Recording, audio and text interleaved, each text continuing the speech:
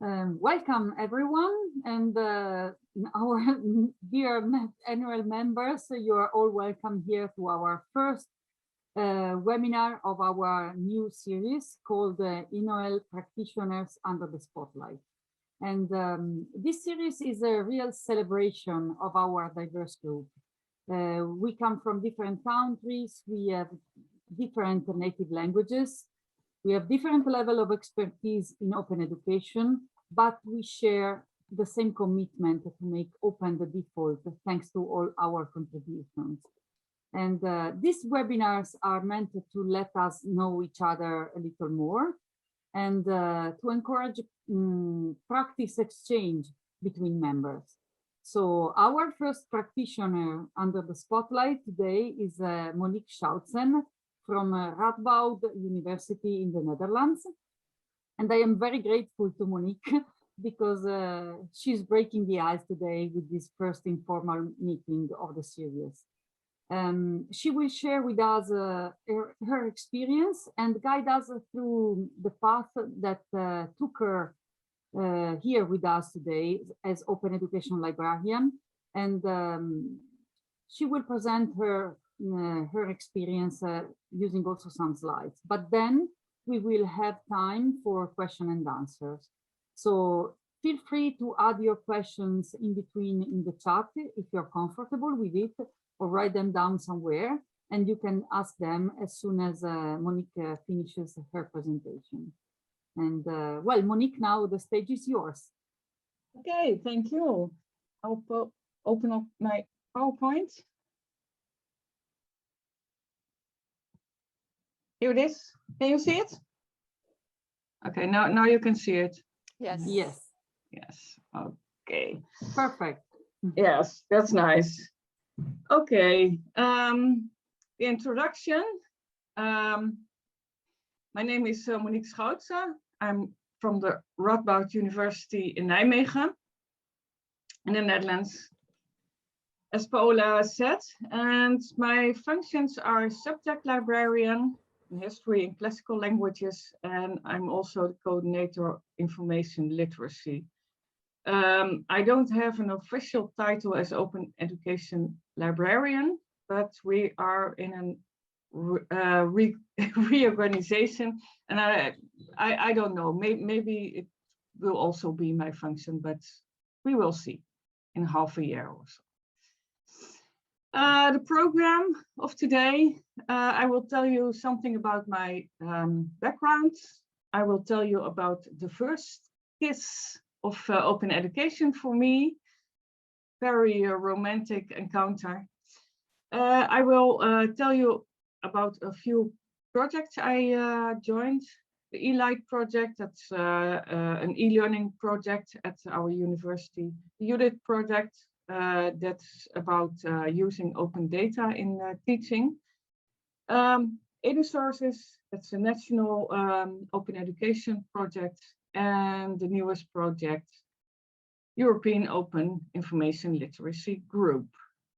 You can see the way to open educational resources, and it's not a straightforward path, but very winding, and the trees are the projects.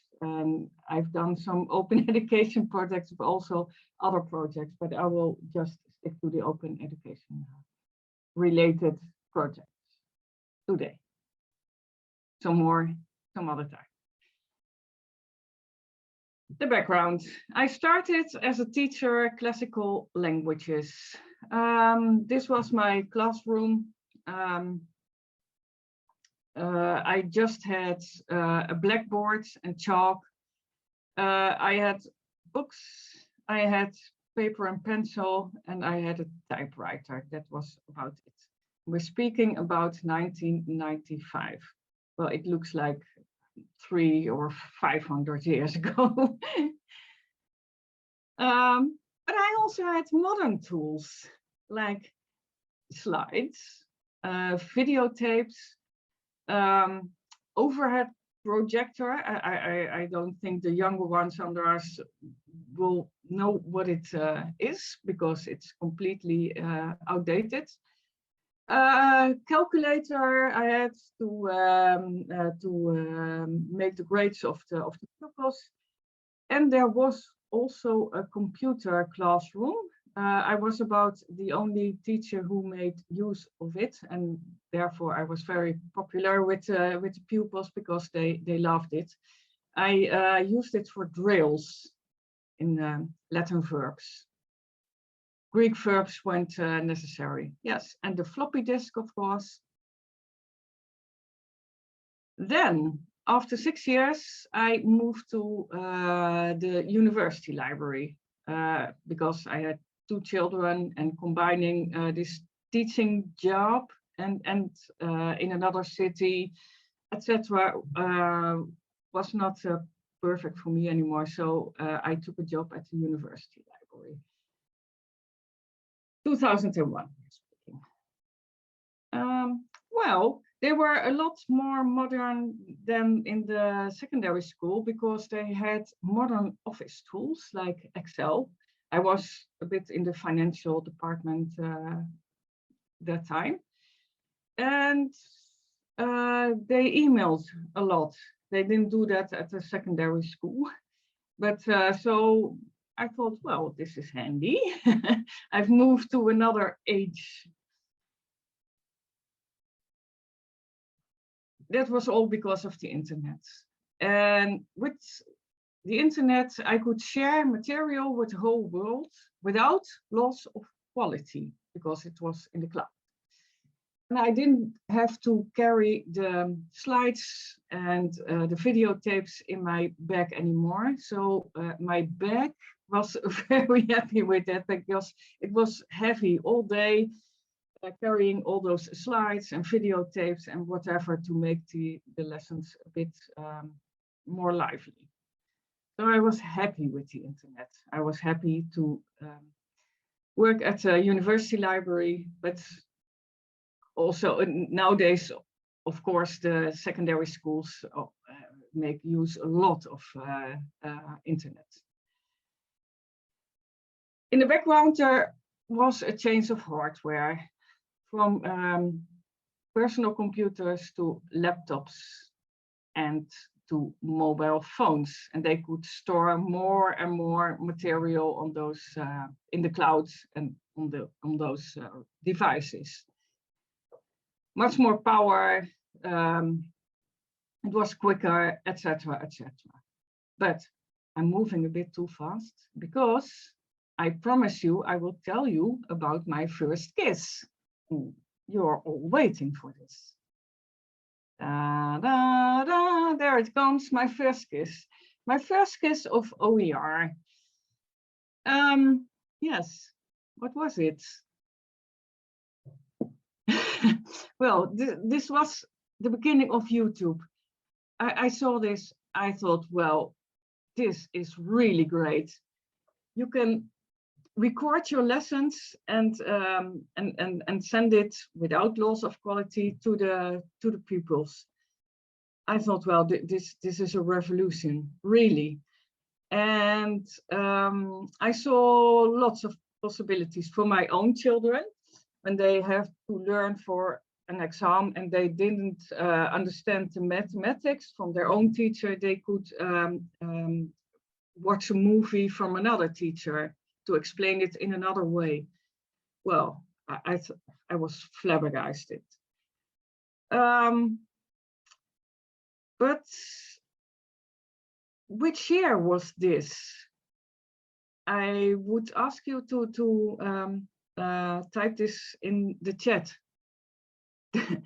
I don't know if you know what year it was. I see thinking heads. Is there already a winner, Marta? Oh, you're muted. I have no idea. Tell us what the solution is. 2005. I see. So we have several people who have said 2005. Okay, yeah. Kinga and Roberta and Okay. Yeah. Actually, Kinga and Roberta are co-winners of this. Okay. Then we have Great for winners. you both. More celebrations. I would have thought, well, it was much longer ago, but it's, you know, it's only like 15, 16 years. And the one who is responsible for it is, what's her name? What's her name? Janet Jackson. Janet Jackson, yeah, I thought well, Janet Jackson, but Janet Jackson, yeah, because the founder of YouTube wanted to watch a video from her, and he couldn't find it. He couldn't find it. Google, I couldn't find. So an idea came up to set up a video platform, and that's why she is responsible for my first piece of OER, in a way. Okay, then we move on, like 15 years later. So I had my first OER product, and that was at the University Library of Nijmegen.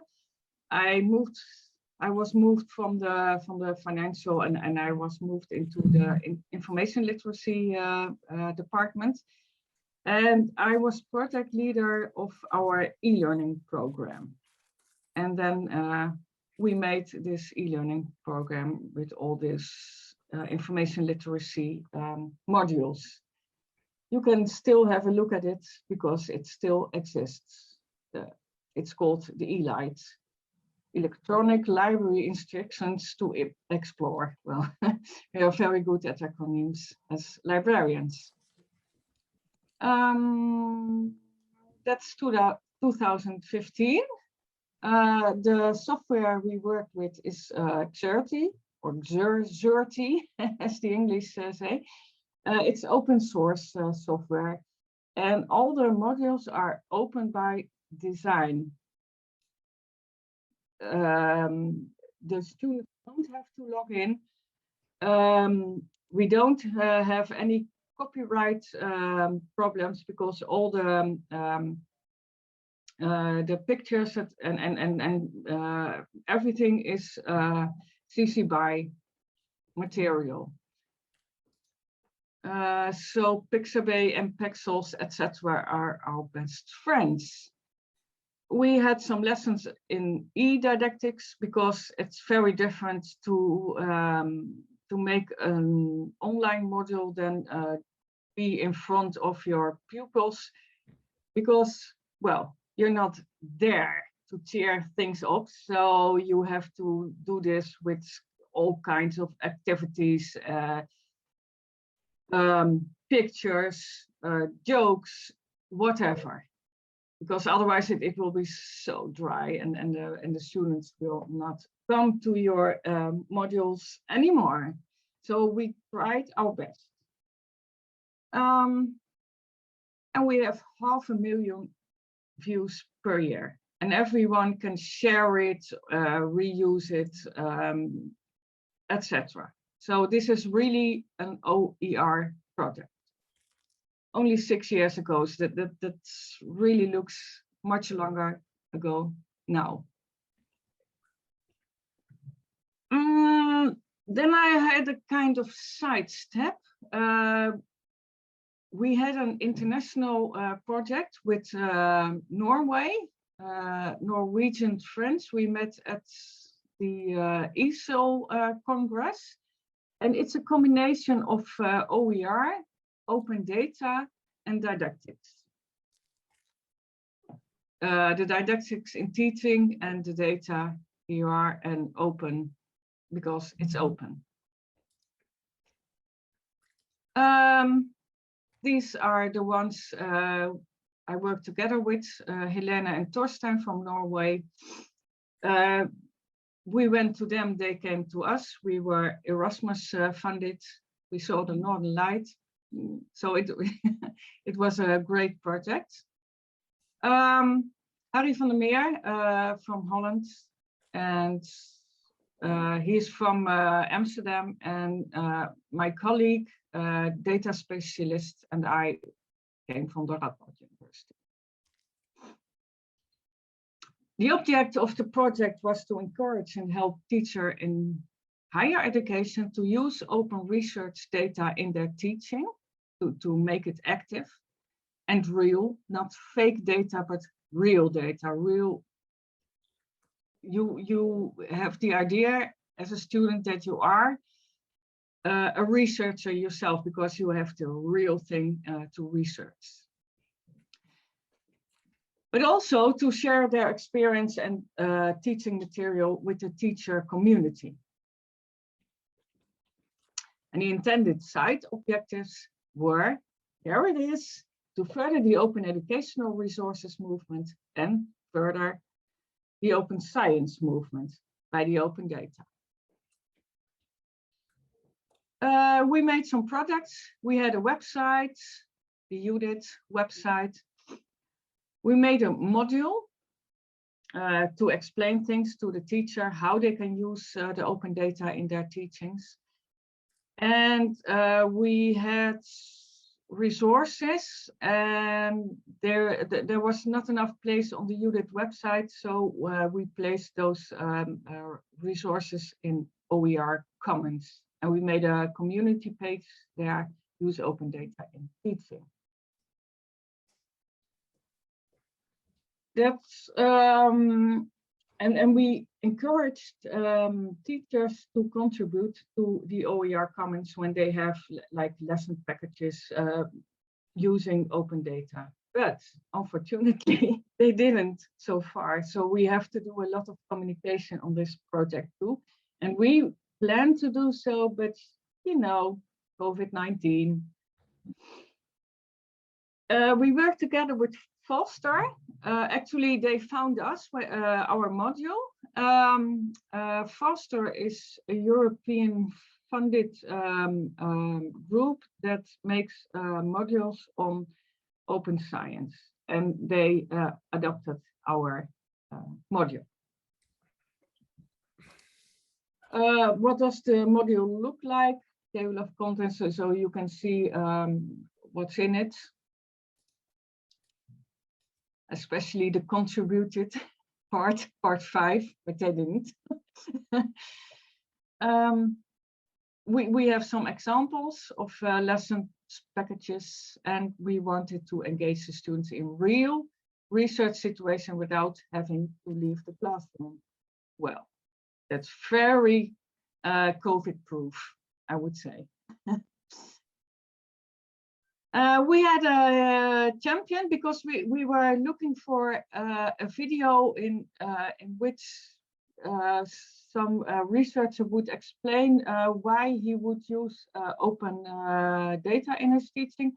We couldn't find one on YouTube, so we made one ourselves with Timon van Heringen, and he uses loads of data in his and especially open data in his teaching. And he is an advocate of open research, even in the first year. You can see a quote by him. It's also essential that students come in contact with open science practices as early in their studies as possible. So, and he expects a lot from us librarians to help him to find those open data. Oh yeah, I planned 2 other videos, but also of COVID, well, it didn't work. One from economics and one from one archaeologist. So it's not just the science part. It's also the arts part that use open data. Now we have a commercial break. Drink something. No, it's just to mark the end of this project and to move on to the other projects. And this is meant to show that even commercial parts are advocating with open. And I think when they do that, it's become you know, the normal way of doing, like being open. I hope you agree. Okay, you finish your drinks, then we move on to the next project.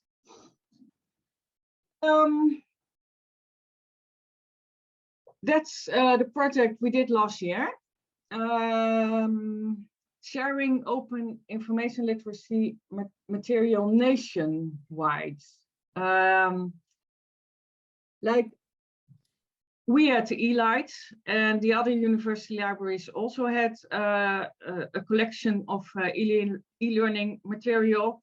Some were open, some weren't, but we collected all those materials and we encouraged people to open their e-learning material on information literacy because they had to move it to another platform, etc., etc.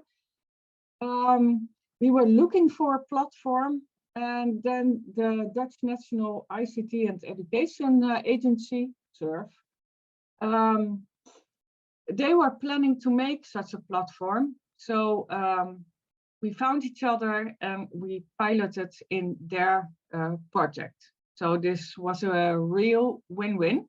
And the platform is called EduSources, or maybe you would say in English, UD sources, I don't know, but we'll talk about this later. The end results, well, we had a database of more than 400 open online information literacy materials. There are videos. The majority of open educational materials is videos. I don't know what it is in your country, but in the Netherlands, it's videos, maybe 80% or so. Then we have lip guides and other online modules. We had this search portal. It's not ours, but it's a national platform of OER material. We had a community page. All the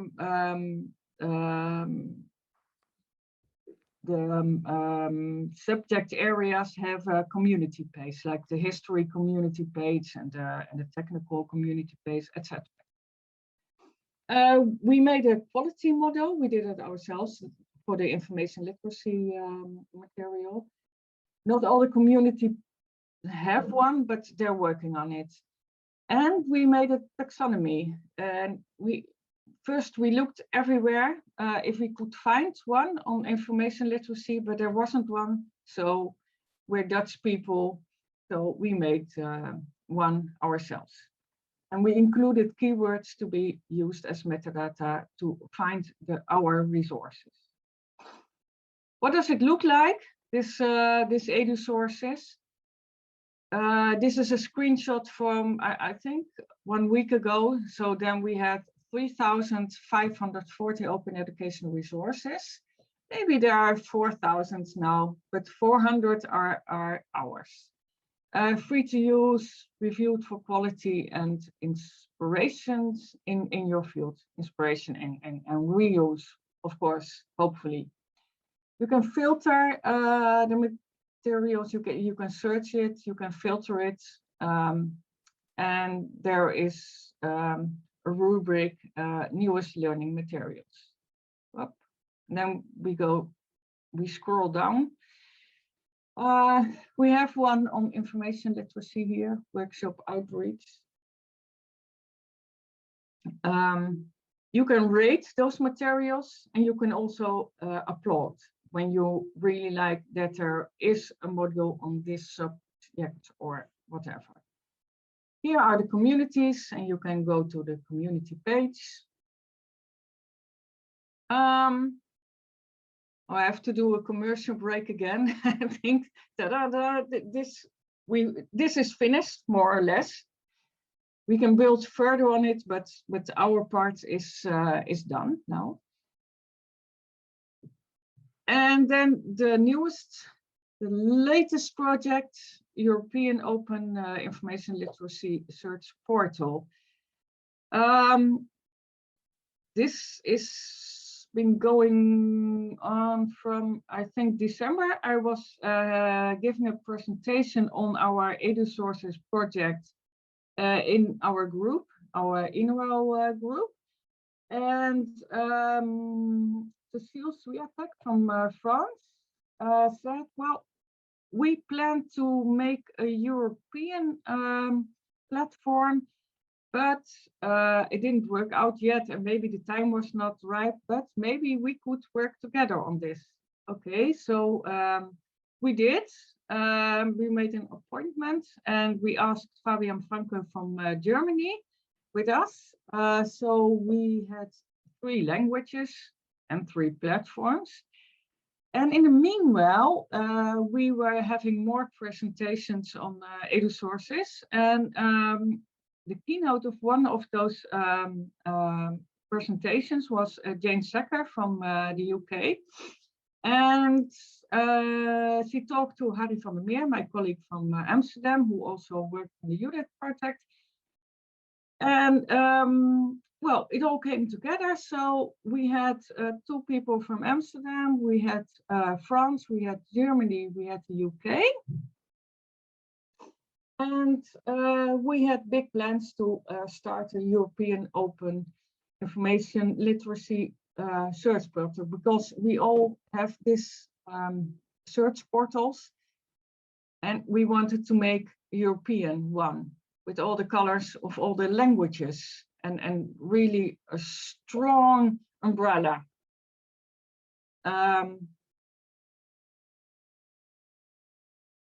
Yes. The members, you can see them here, and Jane Secker worked together on a similar project, but they had to stop it because yes, the time was not ripe, and the funds they stopped. But she worked together with Ireland, Scotland, and Austria. So now the group is these people. So and now we have a group, but now, yeah, and we have a kind of plan, but it's, you know, it started in December, and then we came together in January and in February, and we were brainstorming, but there is not a project plan or something official, but we are working on it. We are very enthusiastic. But we still have a lot of questions, like the scope of the project. Will we just put information literacy material on it, or also open science, research data, digital literacy training material? Well, Jane proposed to include them because of the funds. There's more money on open science. And information literacy is not that known. When you talk about information literacy, they don't understand the managers what you're talking about. Open science, they do, and plagiarism, they do understand, and copyright issues, etc. So, well, we are still thinking about it. And will we include open pedagogy, open educational practices, or will it be too big, or will it overlap with other projects? We are still not, we haven't decided on it yet. We haven't decided on the platform also. So will we use the Dutch EduSources, or will we use Zenodo, that's open source, and that's being funded by the European Union? Will we use the English JISC platform? Will we use OER Commons or another platform? Well, we haven't decided yet. Do we need funding, or can we do it just by ourselves? We haven't decided. Yes, so we hope to do this in 1 or 2 months. And yes, I think you are a good group to ask advice, maybe suggestions. But maybe you have questions, and all is welcome. The questions are welcome, and the advice and suggestions are also welcome. And this is the end of my story. I hope it was half an hour. It was 30 slides, and I reckoned 1 minute per slide. So, yeah. So, well, thank you, Monique. Thank you, because this set of slides taking us through the history of technology and how the classroom changed in time, and bringing us back to our own memories and experiences in the past yes. was really nice. Yes. You were in this classroom with this overhead projector. Well, I tried to add the links to your projects in the chat so that people can have a look at them. Okay, and I have nice. a couple of questions myself. Okay. Okay. So shall I stop sharing, or maybe we would need some of the? No, the I don't personally need the slides to go back to. So maybe we can. I don't know about the others anyway. Maybe we can go back to. So I can see you. That's better. Yes. Well, thanks again. I have a couple of questions related to the EduSource project, EduSources, because it immediately brings to my mind a lot of issues. First of all, who feeds the materials? Where do those OER come from? The ones shared there. Are they shared by teachers directly? Is it something done by librarians at national level who are collecting the OERs from different institutions and bringing them together into the repository? How does it work? Yes, well, it's the intention that the teachers fill in this database themselves, but you know, you have to do a lot of communication before they will do that. So that's why we made those communities and have you know, members of this community who are really the ambassadors, and we actively offer them help if they want to share and they don't know why, how, why, etc., etc. So we are organizing lots and lots of workshops to stimulate them. But most the librarians do really have an active, very active role in it. Wonderful, wonderful to know also. And I have another question, but then I will leave the floor to everyone else. The other question is related to the licenses. Are all kind of open licenses allowed, or is there any kind of policy to, I don't know, suggest a more open license, or is there any choice about a specific preferred license for the resources? No, because you can give no, you can have all kinds of licenses, but you can also contribute like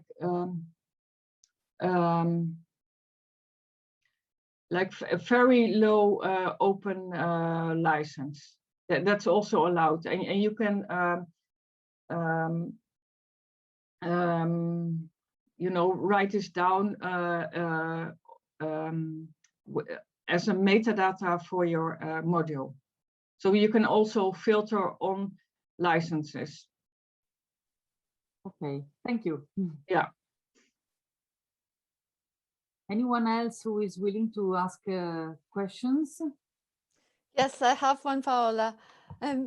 Monique, you have been involved in really interesting projects. When you think back, what skills do you think have been most useful to you for getting these things off the ground and then successfully completed?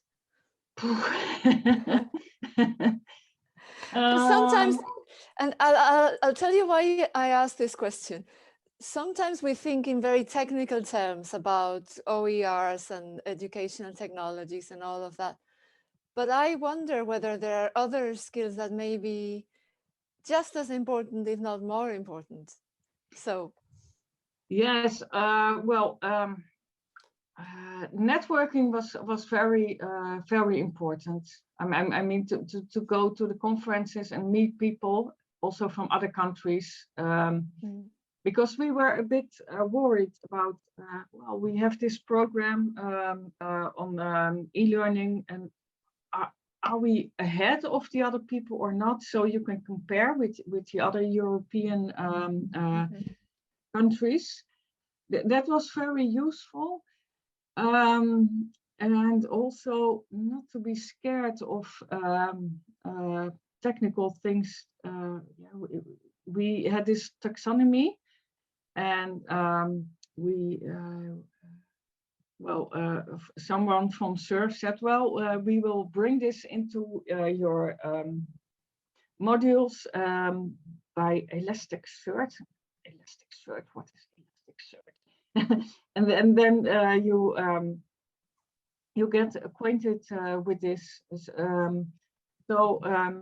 Not being afraid of technical issues. I mean, just stay relaxed and try to understand what it is, and then you can explain it again to other people. What is it? Or the CC BY, I thought, well, it's very complicated. SA 4 and 5, what is this? And then just take some time, and then you see, well, it's not that complicated as it seems. So networking is very important, and not being afraid of technical solutions, but let them explain to you, and then you can explain it in very simple language to the teachers you want to convince to make use of those platforms. Thanks, that was a really interesting answer. Yeah, yeah, maybe not the one you expected, but those are very, very important. And meeting you, of course. Well, Vanessa, you have a question. Yeah, so I also really loved you sharing the journey. So I have a couple of questions. So you took us through the journey, and I also loved all the technologies and had some warm feelings going back there. But I'm also wondering what your next steps might be, whether you have any particular things that you'd really like to focus on, even if it's just, you know, this year or next year. Is there something that you would love to do, or even or something more concrete that you will be doing that you're looking forward to doing? So I would love to hear about that. And then I've got another question after that one, if I may. Okay. Oh, I thought you would you would put the question. Yeah. Well, as I said, we are in the middle of a reorganization, so I don't know what I am allowed to do. But yeah, my function is not Open Educational Librarian, but in my heart I am. So I think that's most important, because when I see things, I'm always thinking as an Open Educational Librarian. But we have a colleague, and I saw he's there, Jeroen Bos, and he is our Open Educational Librarian. And I don't know what the reorganization brings, but he is an official Open Educational Librarian, and we work together a lot because he's rather new in the field, and well, we stimulate each other, and we really want to bring this movement further at our university, because it's going too slow in our eyes. And there's one teacher who has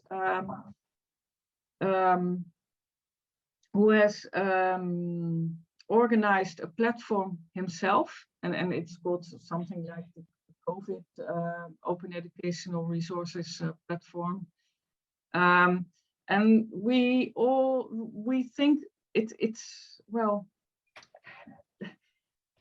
why not come to us, and we really want to contact him and ask why didn't he come to us, why has he organized it, how is it going, and something like this, because we need ambassadors, and then we can stimulate this. So it's yeah. I so love how you said, I'm not officially an open education librarian, but in my heart I am. I think that is just so lovely. And I just hope that in the reorganization, the people who are making decisions, I hope that they know, so that you can flourish there, because I hope that anyway, at least Jeroen and yourselves, that you can perhaps share your enthusiasm and interest, and if your heart is in it, we know, I think all of us on this call, our hearts behind it, but anyhow, so that sounds really great, and I keep my fingers crossed for you, but also to make sure that the people who make the decisions know about you and your interests. Yeah, that's important. Yes. And this helps maybe. Yeah, maybe indeed. That's right. I will show them this recording, and well, there is a lot of work to be done to gain awareness in every mind. Yes. But I think slowly it's coming. Yes, you're so right. So just to my other question, what I was curious about is, what do you think is the easiest part of working in open education, and what's the hardest? So with your experience, so what are the things that have come really easily and naturally? Yeah. And which are the things that are really, sap your energy and, are really difficult, and maybe where the network might be able to help? Okay, yeah. Well, the easiest part was to find partners. Well, that's easy for me, but what's easy for me is not per se easy for other people. Mm-hmm. And the hardest part is filling the database. Was really, I thought, well, you just fill this database. We divided it, and I had 100 records to fill in. My gosh, we started by filling them in Excel sheets, and well, you have to really, you don't know this open educational resource, and you have to find this metadata, and they're not part of this module, so you have to look for them, and you have to decide, well, is it about this or is it about that? And it took so much time, so that was really not easy for me. But I'm also not a librarian from profession, so maybe the cataloging, etc., is not my job. So that was hard for me, but a good lesson. That I wouldn't think that easy about it. I have respect for those catalogers from now on. Welcome to the world of digital library catalogs. Oh, you did? Good Lord, yes. That is the hardest bit. Yeah. So respect, and now even more respect for my experience now in this field. Can I just ask you, what was hard? Was it finding the materials, or was it filling in the data that was expected by the librarians? Both. Yes. yes. Or find the CC BY. Well, and then afterwards, some said, well, you said this is about, I don't know, open data, but actually it's more about, I don't know, research data management or the vice versa, or etc. You have to decide in a few minutes, because otherwise it would take you too long to fill in those records. So it's easy to have the metadata with the package, and I would always recommend it. But the threshold will be higher if you ask for that. So it's always finding the balance. We have a national repository of social science and arts and humanities data called the Digital Repository of Ireland, and I used to work with them. And one of the things that they did from the very beginning was they constantly did training sessions for data depositors in metadata standards. And they made very clear what metadata standards they wanted. They created templates, and they kind of did a lot of training with the people who were actually going to be submitting the data and the objects. And I think that's a really important bit, because if you don't do that, then you spend a lot of time cleaning up data. Yeah,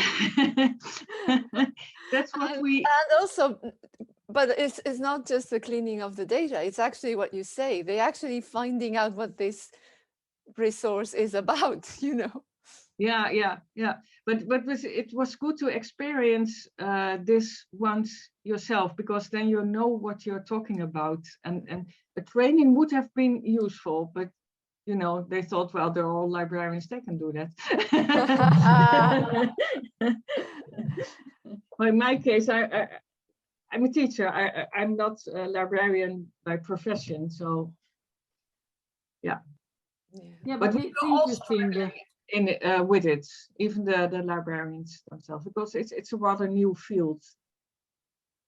And it's very interesting to hear you telling about this, Monique, because looking at the requests that might be brought to the attention of teachers and the faculty members in academic field, etc., asking them to decide about their own keywords, which might be then used as metadata, is always something they really struggle with. I mean, it's often the case that they are answering you with kind of, does this really matters? Because I prefer to describe it widely, etc. While on the other side, if you needed to catalog their teaching resources, you really need their keywords, because they can easily be used as metadata. And you know, it's interesting to have you on the stage today. You have both roles in a way, you know, both the teacher and the librarian sides are interesting, and they should work together in this particular act of deciding about metadata. Thank you for highlighting this. Monique, I can't tell you how many times I've had academics say to me, oh my God, when I submitted that article, the keywords were the last thing I was thinking about, and now I realize how important they are. Yes, to find them afterwards. Yeah, they are really important, and yeah, they don't realize that. Yeah. So it's the same case with an open educational resources. Absolutely. Yes. Yeah, exactly. But they have experience with those articles. I mean, the scientists.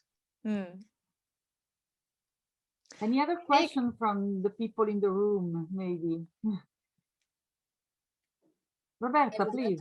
Yes, Monica, I just want to ask you, how is your university regarding open education? Do they support your work and your projects and your ideas, or is just you and your personal interest and passion towards open education driving things? Yeah, they're enthusiastic about the projects I do, but not especially the open education. Well, it's gaining interest, but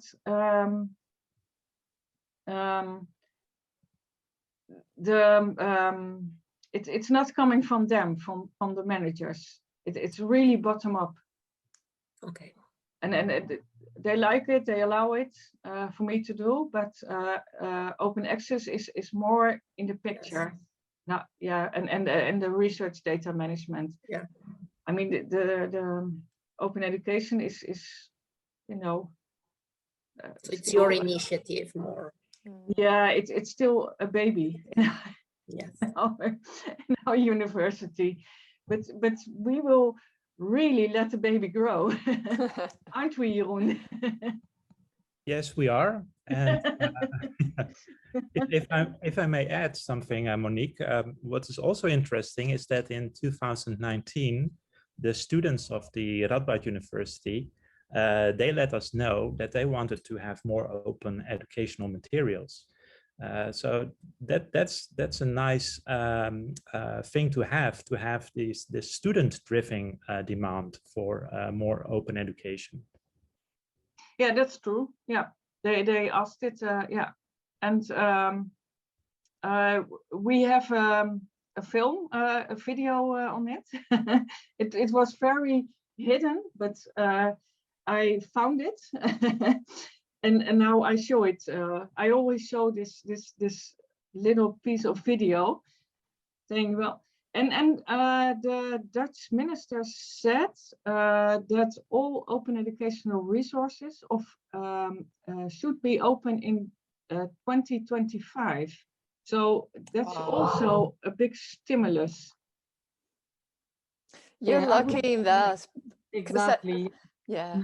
I mean, ultimately, it's going to follow the money. Yeah. Yes. Yeah. But we are in a hurry. I mean, it's almost 2025. Yeah. Yes. No, you're right, and I think that. But on one, I seen from my perspective, in most of our, I live in Italy. Most of our universities are far behind this, and we don't have a national policy. So that's why it's really important for us as a network to support all countries involved, because no country has a national policy except for the Netherlands so far.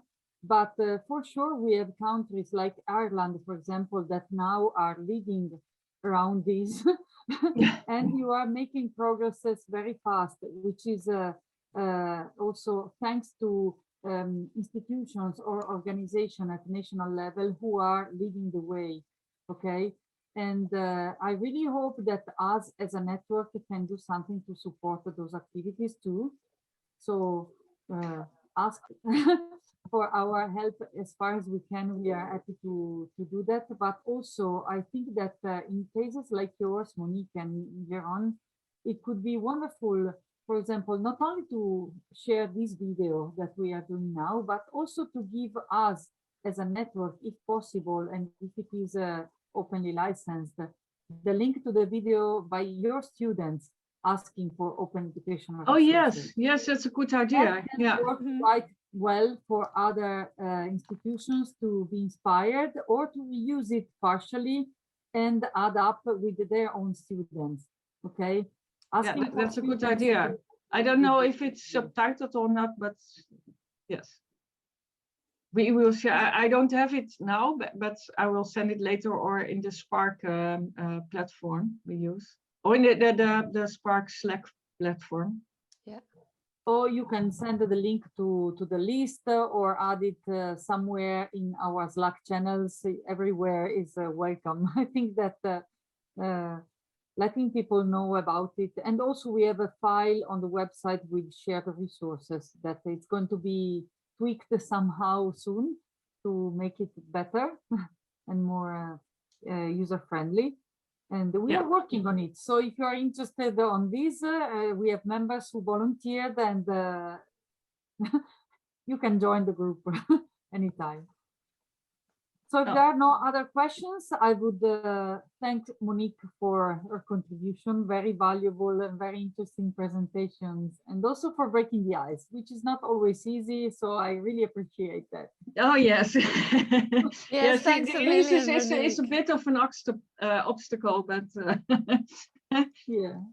But Well, you're pretty good, so thank you. I'm happy Thank you. I did it. Thank you and for it being with us. was a pleasure. Okay, so see you next time. Next appointment is going to be in a couple of months, and the agenda will be shared soon. So this is the end of this first presentation officially. Thank you, everyone. Thank you. Bye.